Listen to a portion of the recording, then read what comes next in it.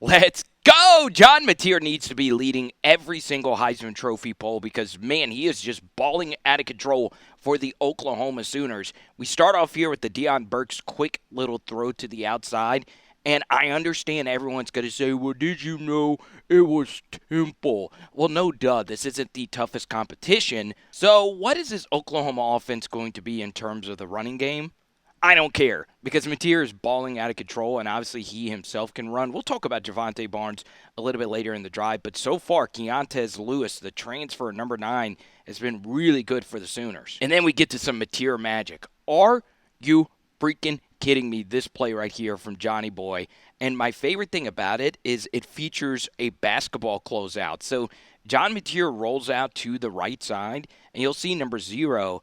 This would be good on the hardwood, but one hand up in the air, nobody's going to tackle John Mateer in the open field. Maybe Harold Perkins, maybe Whit Weeks, maybe C.J. Allen, but not a linebacker for Temple, not John freaking Mateer, and eventually he does find Kanik.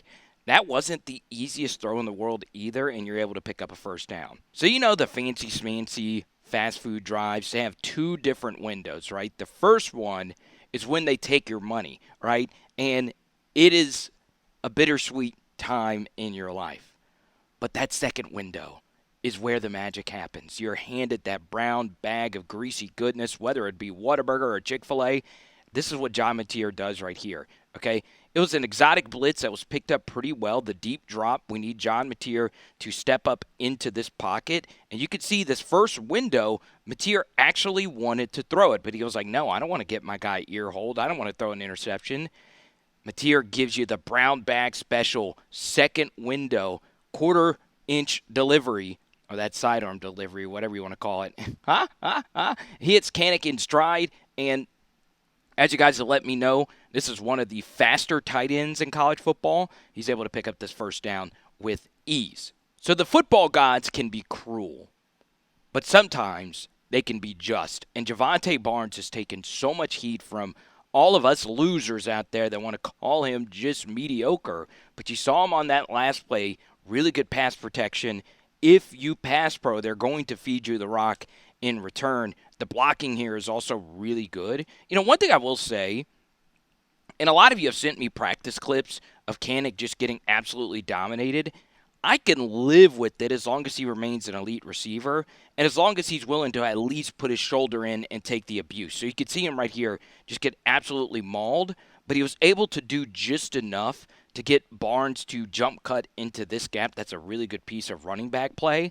I will say a better linebacker is going to be able to scrape over the top and probably make that play, but still, I appreciate Kanik's effort and a really good run there from Javvante. One of the best trick plays I think I've seen. I don't understand why you pull this off versus Temple when you really don't need it, but you have an overload here to make you think it's going to be a run, but instead you're actually throwing it to the kicker. So you have Kanik rolling out here. Everybody is rushing in this direction. Nobody actually goes with 87. This is absolutely positively sexy stuff. He looks for the throwback here. Instead, he throws it over the middle. You love to see it. So, in the comment section, I need your help. Who is number 7? Tell me more about him because I think he could have some serious juice in this wide receiver room. I also like that they started this game off giving John Mateer some good rhythm completions. Now, this wasn't played the best from the corner over here, but if they're going to play off of you, let's just play pitch and catch and get the football out into our athletes' hands and let them go out there and make plays. That's exactly what happens here for a nice game. I don't even know what to say anymore about Mr. John Mateer. I understand there have been quite a few Baker Mayfield comparisons, but this reminds me of a guy whose last name literally is football. And thrown against his body, floating this football, actually it wasn't a float, it was a bullet, getting it to his go-to man, Kanik. That's just ridiculous QB play. So the big question is, how do you distribute all the touches, right? With all these transfer receivers to go along with Kanik, to go along with Burks. Well, let's just see what Isaiah Satenia could do with the football in his hands. He's probably the fastest wide receiver, if not the fastest player on this team. We also know this little pop pass is a big part of the Oklahoma playbook. You saw him run it successfully versus Michigan. And look at Isaiah Satenia just keeping on barreling down the field, breaking tackles for a first. John Mateer just plays the game fun, right? I'm not going to say he's the best quarterback in college football, but no one that's playing the sport right now is as jovial and creative as this guy. Okay, look at him just jump up into the air for no reason. I mean, there is no reason for him to do this. He's just like, hey, I'm just doing this for fun, y'all. And that the football stands for fun. I mean, look at this. Did he need to jump? I think the reason he potentially could have jumped is to have this defensive tackle who flops here. That is disgraceful 40. Just in case he was diving at his legs, maybe. But, man, what a throw. So a lot of teams in the SEC run this play. It's trickled down to high school, just outside zone at a pistol. Florida runs it a lot. LSU runs it a lot. And while they do it with varying degrees of success, this gets blocked really well. Now we just need the running back to just pick up yards, and he does here. Could it be a little cleaner? Sure, but there you go. What do? You run it again, and this time the numbers are even better. You have a 4-eye technique and just one outside backer, and you have 3 guys here to climb. Okay, let's see how it gets passed off here. Man, that's just beautiful. And it is a little easy, right? You just need the tackle here to allow 77 to climb to seal. Now we need this tackle to get play side of this backer, and then we just need the receiver to get up here. And, man, that is just, I mean, you can't block it any better than that. Once again, it could be a little tighter from 6, if you ask me, but he is still able to score. All right, so you get a little unlucky. RPO pull with the guy screaming off the edge. So Mateer pulls it. It's got to come out now. And while he's getting crushed, look at this throw. Look at this throw, y'all. Boom. Right on the money to Isaiah Satenia. And, man, he's got some juke and jive to him. Can't quite get it done there, but wow. This time you're not in pistol. It's just a simple handoff. And 6, man, he's got juice. I don't know how Jaden Ott is even going to fit into this running back room if Barnes and 6 continue to play this way. Good bounce read, and guess what? It's off to the races. And look, he did it again. 40 did it again to try and draw the holding call. This is not basketball. We don't need flopping going on, or in America or European football, what do they call it? Diving?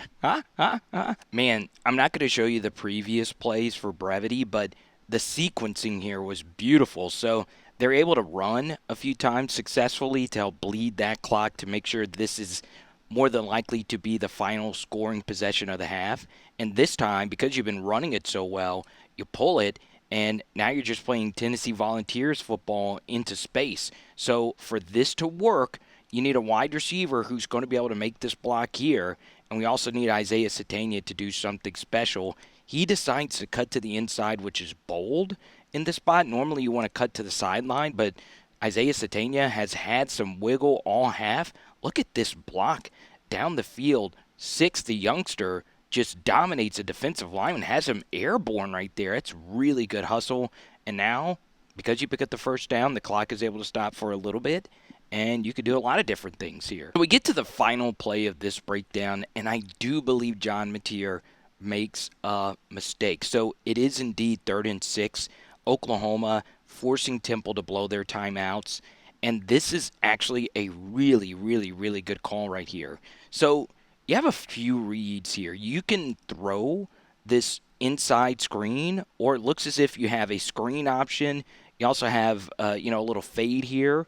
If you have a one-on-one for Kanik down here, you can also throw a goal line fade, or you could just run it. Now, this could just be a run call the entire way, but out of all the different options John Mateer could have chose from, he picked the worst, okay? The worst decision he could make here is bouncing this to either direction, right? If you are spread out on a screen, you're basically going to be running into defenders over here anyway. And you could see he has a hole wide right here to run through right up the gut, right? If he just follows his blockers here, he's probably scoring. He is definitely shifty enough to get through here, but instead he bounces this out wide. Now, in his defense, I do need to see the end zone copy to definitively say that this would have been a touchdown or at the very least a first down, but bouncing this was the wrong decision. Okay? So either way, John Matier played absolutely, positively, ridiculously good football. And I do think right now with the way that he's playing, we'll see how Garrett Nussmeier performs tonight versus Florida. But he's probably the best quarterback in the SEC at the time of this recording. Maybe Aguilar tears up Georgia. Either way, comment below. Do you think Oklahoma is a lock now for the college football playoff? Okay, it is. Power Hour SEC. Boom. Tonight we are doing spaghetti. Let's go.